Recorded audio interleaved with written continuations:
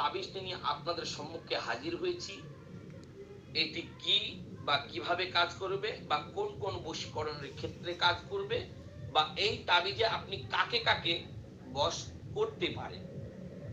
আমার প্রাণপ্রিয় বন্ধুরা, প্রথমেই বলবো এই তাবিজটি আপনি যাকে খুশি বশ করতে পারেন।